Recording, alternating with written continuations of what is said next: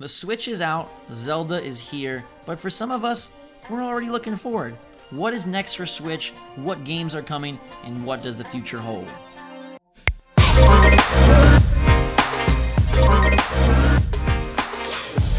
What's up, everybody? It's Zach from Switchforce. I've got Gabe and Jake here, and we are discussing the immediate and intermediate future for Nintendo Switch. We've got Zelda 1-2 Switch, Snipper Clips, Fast RMX, Super Bomberman R, the system itself, Neon Joy-Cons, but what are we looking forward to from here? And I know most of us, and even here at Switchforce, we are still loving and enamored with everything.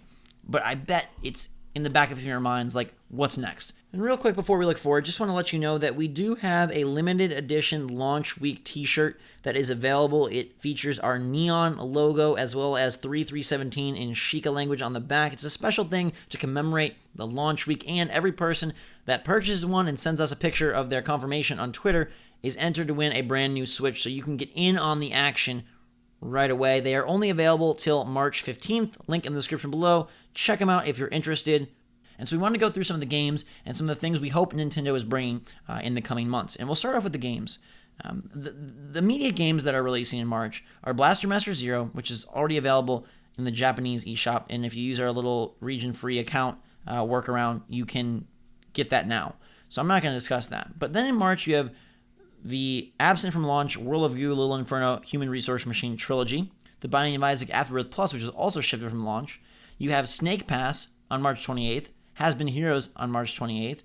You have Tumbleseed, which is an incredible looking indie game from AEIOWoo. You've got Pocket Rumble, Cube Life, and a few others. That's the immediate future. That's this month. Anything in that list stick out to you guys?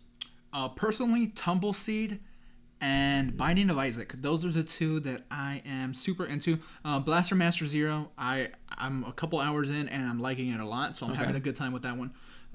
Snake Pass I'm not super into, but Human Resource Machine is also another one I want to kind of go into a little bit. I'm still enamored with the launch lineup. I think I've been playing that for a while.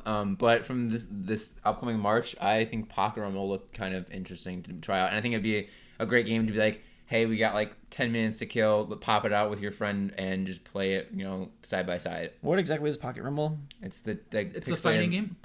Pixelated fighter. The light punches and the heavy punches feel different because of the HD rumble. Right. That one did look interesting. For me, I'm all about Tumbleseed just because I like the work they've done in the past. And I really also want to check out Snake Pass. I know you don't, but I saw it at GDC. It's Unreal Engine 4. It looks really gorgeous. And I think puzzle games of that sort are always a hit when you have like that portable home console hybrid.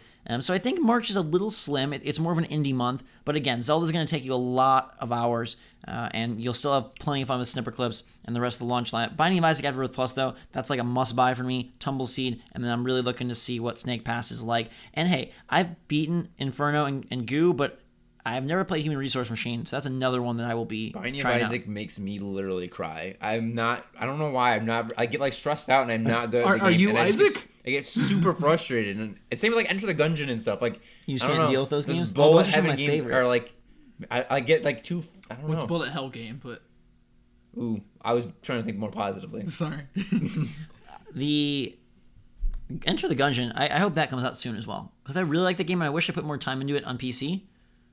It was really fun. We had a good time with it at events and stuff. No, it was super great. So that's March. Again, the launch lineup is the main attraction for March. You look at April, and you have, obviously, the heavy hitters, Mario Kart 8 Deluxe on the 28th, but you also have, working our way backwards, Constructor on the 28th, you have Puyo Puyo Tetris on the 25th, and you have Lego City Undercover on the 7th. Now, slightly a small lineup. There's a few other eShop titles, Graceful Explosion Machine, Shakedown Hawaii, Mr. Shifty, that are just tentatively April. But it's a small month, and it's owned by Mario Kart 8 Deluxe. Who knows? There could be some more indie stuff that pops up. They are looking to have new eShop releases every week, so we have to imagine that something unannounced is gonna rear its head. What I want to ask you about this is, any chance that Virtual Console shows up before E3? Do you think it could come in April? I don't see it happening. It's not out of the realm of possibility, but I don't think so. I think they save Virtual Console for the E3 presentation. Okay, Jake? Yeah, I mean, I would go along with that as well. I don't think they would just like silently drop VC on us. But I want to get into some of these April games though, because again, putting the heavy hitter of Mario Kart 8 aside, I think a lot of people are going to get that. The tentative ones that we have for April, which is Graceful Explosion Machine, Shakedown Hawaii, and Mr. Shifty, those all interest me. Yeah. Especially Mr. Shifty. That looks really, really cool. It's like a stealth game where you are very, very shifty. And you're a very shifty dude, so this is a perfect fit for you. Yeah, I think April's a strong month, honestly. I mean, I think majority of Switch owners will be buying MK8 Deluxe. Fantastic game. It's a rehash, but it does add the battle modes, and it's, as we've said from all the past events, it's like legit the ideal way to take advantage of the Switch. But here's my only concern with that, and we're going to get into this topic a little bit later in the video, but will multiplayer be sorted out by then? The multiplayer works great on Switch right now as it stands, but there is no lobby system. You can't play with your friends, anything of that nature, and not being able to play Mario Kart 8 with your friends, it's not a good thing. Lego City Undercover definitely is one I think to look for. I really loved that game on Wii U. It's a polished up version because it's releasing simultaneously on PS4, Xbox One, and Switch. Interesting there that it is coming to all three, and I hope we get more of that. I think Puyo Puyo Tetris could be another interesting title, a good one to sort of fill a different gap. And you can already download that on the Japanese eShop. I don't speak or read Japanese, so it's a little tricky. But yeah, Mario Kart 8 seems like the go-to, and then there's a few others that will appeal to different audiences. If we look at May, you've got Disgaea 5 Complete, or Disgaea, I think it's Disgaea. It's Disgaea, yeah. May 23rd. Ultra Street Fighter 2 The Final Challengers, which I feel some type of way about, on May 26th. Yeah. And then Rhyme is the tentative. Now, before we get into those, there are some Q2 games that I'm just going to throw in there. ARMS, Sonic Mania, Redout, Troll and I. These are 4 games that are tentatively Q2 2017, which puts them in either April, May, or June. Not a whole lot of stuff releases in June, so I'm imagining that ARMS is going to be the big game for May. I hope so. I mean, where's Splatoon? Summer. So that could be, Okay. I think people right now are leaning towards June? August. That far in summer? Yeah. Okay. Yeah, ARMS is something that I'm crazy looking forward to. I think that's going to be a blast. A Rhyme, for a long time, I've been talking up. It's a Zelda-style game, but that it is indeed developed. And let's talk about this. You said you felt a type of way about Ultra Street Fighter 2 in the final. $40. Silly. I can't believe they're charging that much. And they did add characters. They did add that first-person mode. It's not enough for $40. I'm not. I don't think I'm getting it. No, I'm not. Not at that price. I mean, you can have it elsewhere for so much cheaper. And there's no need to put a premium on this. I mean, yes, you can take it everywhere, and maybe they view it as sort of a double dipping. But I think about crossplay, and that doesn't charge you more. So I wish that they would have brought this in lower. Especially, Street Fighter V had so many issues. Mm-hmm. It would be nice to see them do one right by the fans rather than what I feel is an overcharge. But I am looking forward to Sonic Mania and ARMS a lot. And I think Disgaea gives another RPG and a very tactical one to enter that lineup. Looking at this list, though, do you think that there will be more spliced in there? I think stuff like Towerfall maybe gets dropped in somewhere. The Nindies list is huge. It's absolutely huge. Because we do have a huge TBA list, and I'm not going to read all these, but just to give you an idea, currently on the TBA list are all these eShop games, stuff like Celeste, stuff like Flipping Death, stuff like Goner, stuff like Kingdom, obviously the aforementioned Towerfall, you've got Wargroove, you've got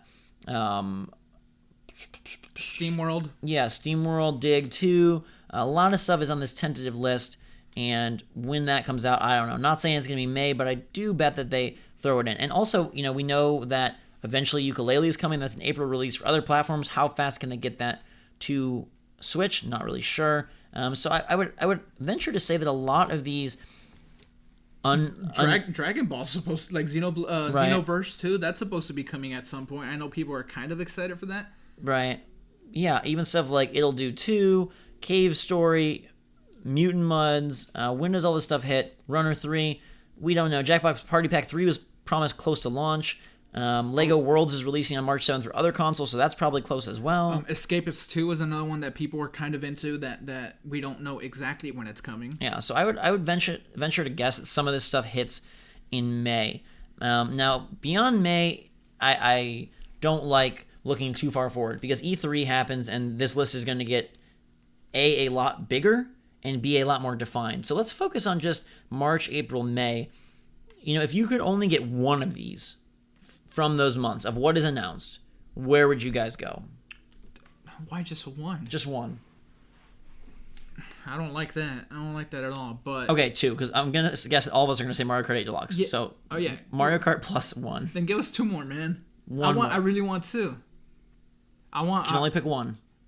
Probably Ryan. If you're gonna make me pick. Like okay. That. Probably Ryan. Jake. I don't know. I might be partial to ARMS, maybe. I mean, ARMS and Pocket Rumble. There. I'm just gonna go all fighters except for Street Fighter. Not gonna play Mario Kart 8. Nope. You're turning in Mario Kart 8 for ARMS. Yep. Okay. He'll play Mario Kart with you. Hey, there you go. That's the power of a built-in friend. I would go Mario Kart 8. Yeah, if I have the option to not go Mario Kart 8, I wouldn't go Mario Kart 8 either. Really? I'll just play with you. Man, you guys are just a bunch of... Because I really want ARMS. That's what I was going to say. ARMS would be my other. I'm very curious what the single players like. I'm very curious what other modes they introduce. And I think if Snipperclip says anything, I think they can deliver. I think so too. I have no doubt for ARMS at all.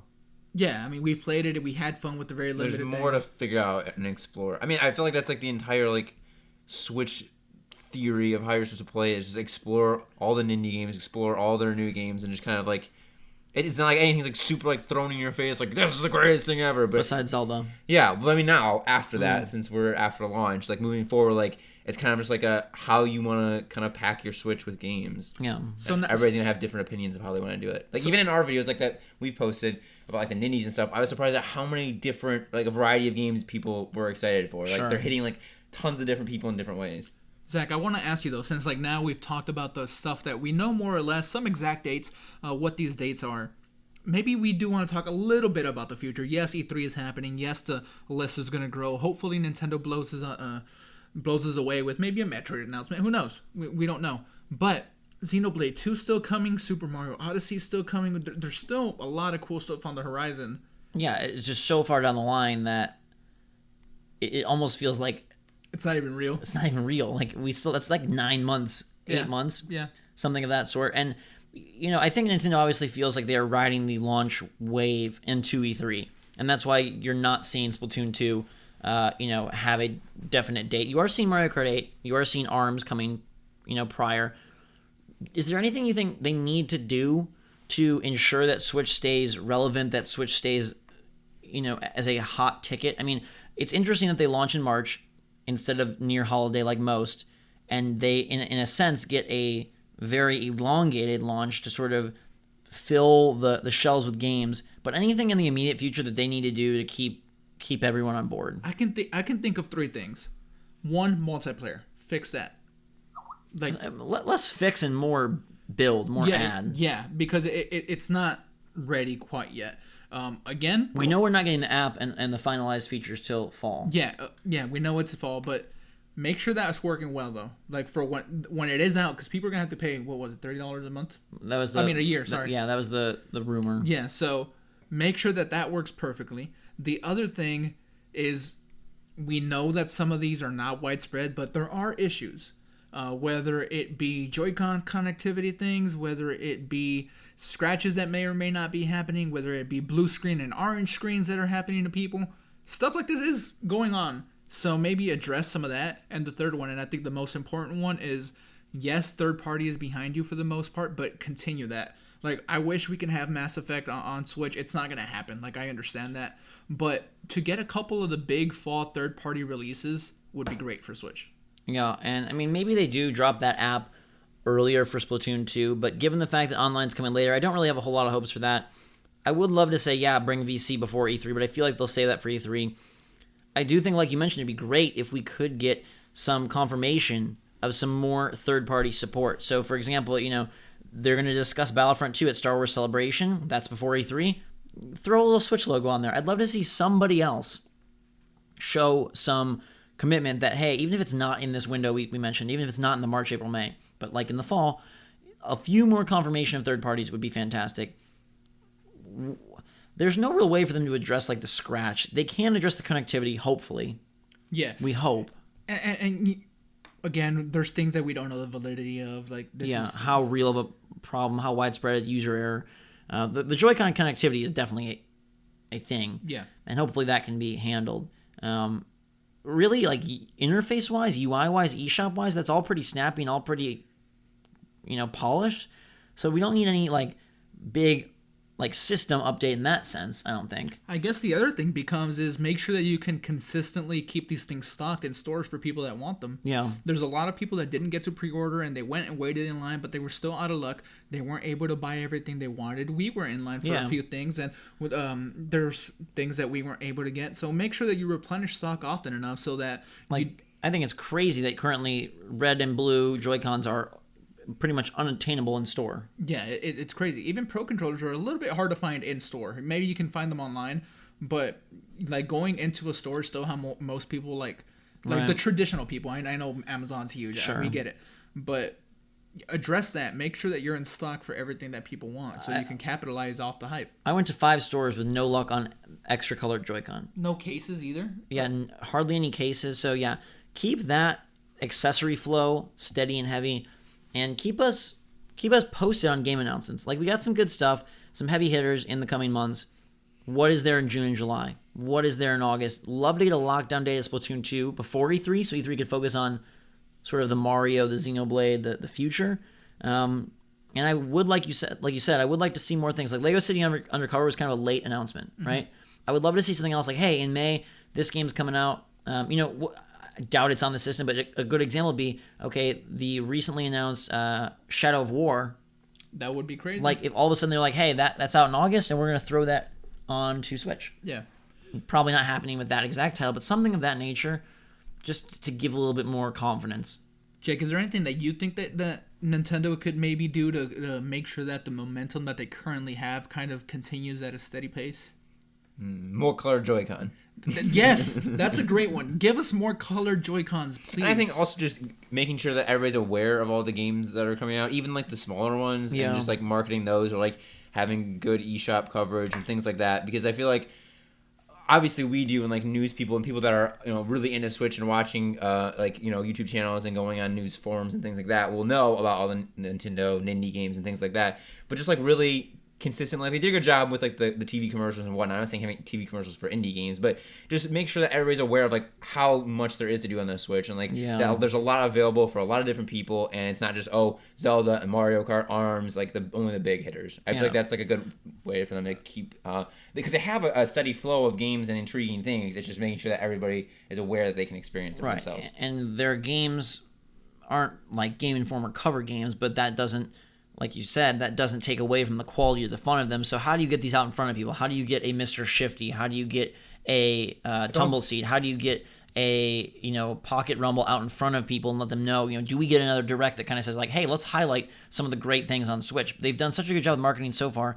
I hope that their next set of ads, their next wave of promotion does highlight the fact that like, hey, Switch isn't just the Zelda machine. I think that's an important note to really hit hard on in the coming months before E3. They need like notifications on your home screen for like a new trailer. Well, they have the news section. Yeah, they do have a news section. Right, but like, do they have like trailers for like new games like that are coming out and things like that? I don't believe there's any currently in there, but that's something that's what I mean. Just like would so be that good people to do. like a steady flow, so you turn it on and like there's something available for you. You hear that, Nintendo? Get us trailers for everything on our home screen. Well, or just more of they do have a coming soon page, but something more dynamic. The eShop is very clean, but I think like the PlayStation Store to me does a nice job of highlighting what's coming out and preloading and that, and maybe a little bit more effort in sort of that forward-looking avenue. I still really would love to see Virtual Console hit before I don't think E3. I don't think they haven't talked about it at all. Do you think we get a direct between now and E3? The week of E3? Yeah, we get a direct. I don't know what it will focus on. Okay. But I'm sure we get one. Jake? I mean, Virtual Console will be huge once it comes out. It's just when. I don't think people from now until E3, I don't think people who are into Switch are going to give up on it. It's not like they're No. going to sit down and be like, screw this, I'm done No, with no, you. absolutely not. Just there is that worry with Nintendo about continued support and about third parties. So I think it's important in these early months to establish that. And a lot of people have said, like, okay, this is kind of the soft launch, and the real launch, quote unquote, happens once the holiday hits. Yeah. And they have everything worked out. They have all the, the online features there And a Mario game. and a Mario game. I still think this is a very awesome system, and I'm enjoying the heck out of it. It's kind of cool to think, though, that they have all these months to sort of build a case and then, like, cash in on Black Friday. What if they actually did that and had like a relaunch and like have like a new Neon Switch with Mario and like almost like a second coming of the That Switch? would really upset a lot of people. No, I mean it's not taking away anything. You're not losing anything, but just like a new like maybe like have So it's $350 or something. or just like like our new updated version. So like the casing's all red and it has like white Joy-Con or something. I'm not saying like you have to do it, but like what if they did that to like reinvigorate so like people who hadn't bought the Switch before were like more excited for it, and then they could also capitalize on people who wanted to get. I do think new Joy-Con are going to be a real hit and winner, and I would love to see that sooner rather than later. Well, we can't even get Neon ones in store right now, so. Yeah, they got to keep the stock, really put the best games out in front of us no matter where they come from, fix some of the minor issues, and then lock in that third-party support. They have a great opportunity here. Yeah. Like they have indies are important. Like people like to brush them off, but they're really important, especially these days. You just need to get them out there because everyone, the hardcore, know that the Vita's the indie machine didn't really do much for sales. Like think of games that are like Rocket League, right? Really popular game. It's an indie. Minecraft, really popular game. It's an indie. Like there's a lot of things. They got to get some of those like just darling winners of games on there, and Sniper Clips is one of them. I feel, and I think if the word of mouth gets out there, that's definitely one of them. But yeah, a Rocket League or a Minecraft, something of that sort, would be a real nice pickup. Rocket League 2 exclusive to Switch. And I'm joking. I mean, that's not happening, but that'd be very interesting. Yeah, I think Jackbox Party Pack is a real good one to add. And Towerfall Has Been Heroes is coming in March also. We forgot to mention that. Project Octopath Traveler, that's still coming. That's one I'm really excited for. But the future is bright, and I think we can safely say that as long as Nintendo stays on course, they should be okay. Right. I'm glad that there are things to point to and look forward to. I mean, Mario Kart 8 Deluxe, ARMS, even right there, this carries us to E3, and then we get to see their full hand, and then we can make a reassessment. But as of right now, I think a stronger start than initially expected. Zelda, Sniper Clips, Fast RMX, even some parts of Super Bomberman are Blaster Master, which can be got right now on the Japanese eShop. There's good stuff. There's indie awesomeness coming with some big hitters. And now just fine-tune a few aspects, keep the stock coming, and we should be good. Let us know what you're most excited for the future of a Switch in the immediate future, the March, April, May window before E3. What games, what do you think Nintendo needs to do? Are you happy with where they're at? And do you think they'll be able to continue this momentum that they have mustered up? We sure hope they do. And we are sure glad you stayed tuned for this video with us. Thanks so much for watching and listening. Have a fantastic day, everybody. We'll keep you up to date with all that happens in March, April, and May and beyond. So make sure to subscribe and hit that notification bell so you are ready to see it as soon as it's up. Until that time, though, everybody, for myself, Jake, and Gabe, Switch Force out.